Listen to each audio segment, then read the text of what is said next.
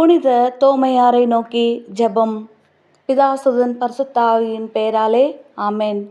இந்தியாவின் அப்போஸ்தலரே, புனித தோமையாரே, எங்கள் பாதுகாவலரே, கிறிஸ்துவுக்காக இரத்தம் சிந்தி நற்செய்தியை அறிவித்தவரே, நாங்கள் உம்மை வாழ்த்துகின்றோம்.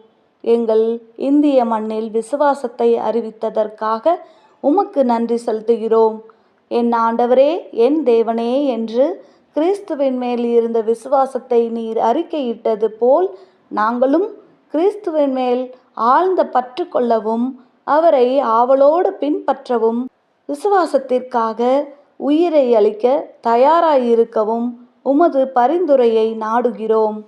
எங்கள் பாதுகாவலரான புனித தோமையாரே, வாழ்விலே ஏற்படும் ஏற்றத்தாழ்வுகளையும் நிகழும் துன்பத் துயரங்களையும் எதிர்கொள்ள வேண்டிய சக்தியை பெற்றுத்தாரும். இங்கு கூடியிருப்போர் அனைவரின் தேவைகளும் நிறைவேற மன்றாடும்.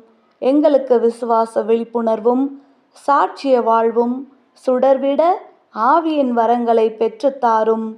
இந்த வேண்டுதல்களை எல்லாம் உம் பேறு பலன்களினால் பெறுவோம் என நம்புகிறோம். எங்கள் பாதுகாவலரான புனித தோமையாரே, எங்களுக்காக வேண்டிக் கொள்ளும். ஆமென். பரலோகத்தில் இருக்கிற எங்கள் பிதாவே, உம்முடைய நாமம் அர்ச்சிக்கப்படுவதாக. உம்முடைய ராஜ்யம் வருக. உம்முடைய சித்தம் பரலோகத்தில் செய்யப்படுவது போல பூலோகத்திலும் செய்யப்படுவதாக. எங்கள் அனுதின உணவை எங்களுக்கு இன்று அளித்தருளும்.